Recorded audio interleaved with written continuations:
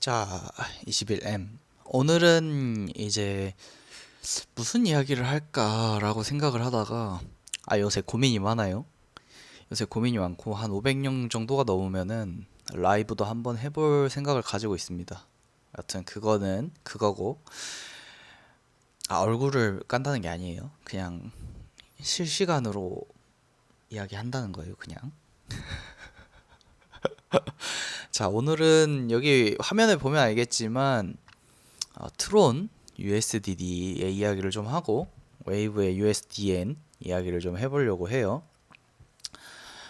먼저 이제 USDD의 이야기를 먼저 하겠습니다.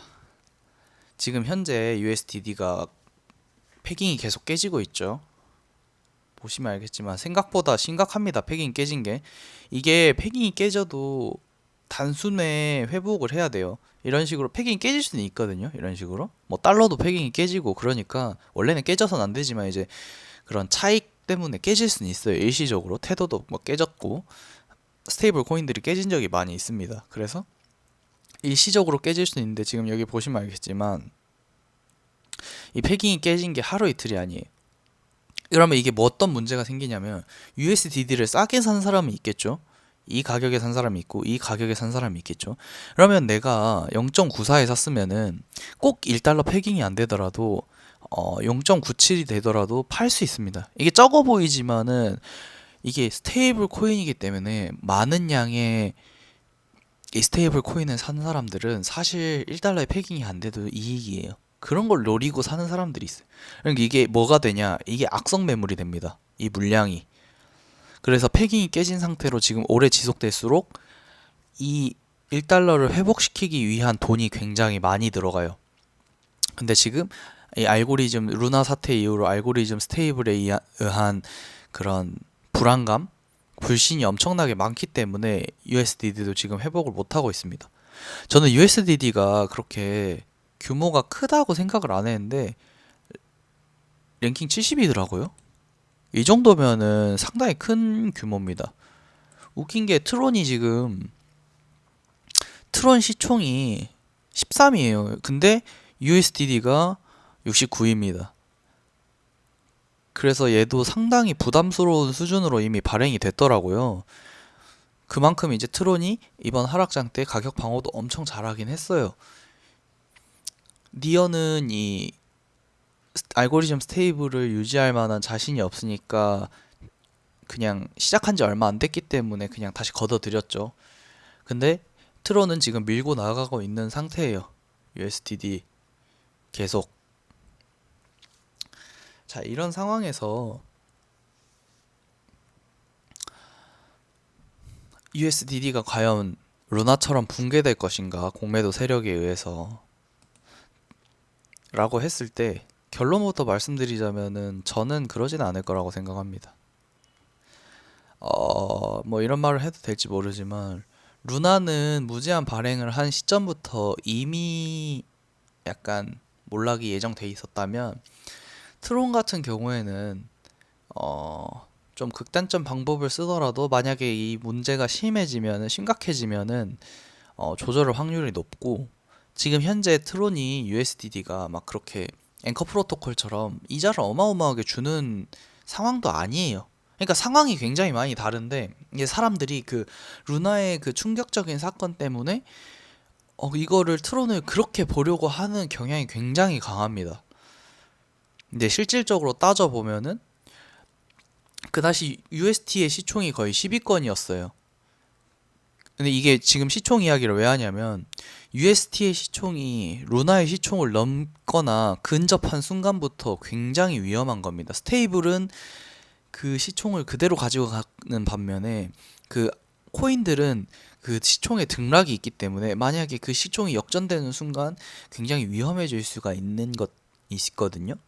그러니까 그것 때문에 UST는 굉장히 위험했고, 거기다가 걔네들이 고이자를 준다는 명목 아래 이제 모은 거기 때문에 뱅크런도 굉장히 쉽게 일어날 수 있는 상황이었어요. 이유를 적게 준다고 했을 때. 근데 지금 트론은 그런 상황은 자체가 아니고, 지금 알고리즘 스테이블이긴 하지만 여기 보면은 제가 찾아보니까 테라 붕괴 이후에 저스틴이 조금 더 생각을 지금 한 것 같아요. 원래 알고리즘을 부각해 왔지만 지금 보면은 리저브 규모를 발행량 대비 130% 리저브 유지할 것. 이 말이 뭔 말이냐면은 뭐 이게 그렇게 잘 될지는 모르겠지만 담보물이 130%잖아요. 그리고 그거를 꼭 트론이 아니라 뭐 다른 테더나 비트코인 이렇게 가지고 있으면은 훨씬 안정적입니다. 공격은 할 수 있죠. 공격은 할 수 있지만 이 리저브 규모가 이렇게 크고 지금 이런 게 분산돼 있기 때문에 사실 공매도 세력으로서도 뭘 공격해야 될지 몰라요. 그 당시에 루나는 굉장히 단순했습니다. 비트코인의 물량을 굉장히 많이 갖고 있었고 상대적으로 스테이블 코인 같은 건 적었어요. 그리고 지금 비트코인이 이미 많이 떨어진 상태이기 때문에 예전처럼 그렇게 막 공격을 하기도 쉽지가 않고, 그러니까 여러모로 지금 트론하고 루나하고는 상황이 많이 다릅니다. 그런 상황에서 이제 물론 지금 트론을 막 추가로 넣어가지고 황급히 이 패깅이 깨지는 거를 막으려고 노력을 하고 있어요. 현재도 어쨌든 불안정한 상황이기 때문에. 근데 그렇다고 해서 저는 루나 같은 상황이 일어나거나 하지는 않을 거라고 생각을 합니다. 트론은. 그리고 트론이 사실 무너지면은 테더도 애매한 게 사실이에요. 그러니까 이게 100%는 없으니까 100%는 없으니까 안 무너진다 라고 하기는 솔직히 그렇게 장담은 할 수 없어요. 근데 저는 저스틴은 약간 이 트론 체인에 대한 애정도 있고 그래서 쉽게 뭐 루나도 사실 좀 황당한 상황이긴 했지만 USDD의 그런 사용처를 없애버리는 것도 고려할 것 같아요. 많이 심하지만 트론을 살리고 USDD를 없애는. 근데 어쨌든 지금은 자신 있다는 거죠. USDD를 가지고 방어를 할 수가 있다. 뭐 이런 거를 뭐 생각하는 것 같아요. 그래서 저런 구조 자체도 조금 더 안정적으로 바꾸고 있고, 그런 상황에서 이제 매도를 숏을 엄청나게 칩니다. 트론에 대한 숏을. 저는 근데 그거 숏스키징 분명 일어날 거라고 생각을 하고 함부로 건드리면 안 되는 것 같아요. 숏은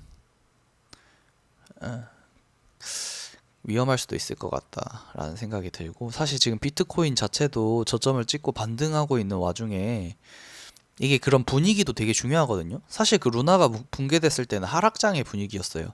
루나가 신고점을 달성한 것도 하락장 와중이었습니다. 비트가 고점을 찍고 내려가는 와중이었어요. 그러니까 어떻게 보면 그런 것도 다 뭔가 계산이 돼 있었다라고 생각을 할 수도 있을 만한 상황이었고, 지금은 상황이 전혀 다르기 때문에 이거를 그렇게 비슷하게 맞춰가는 것 자체가 그냥 짜 맞추는 거죠.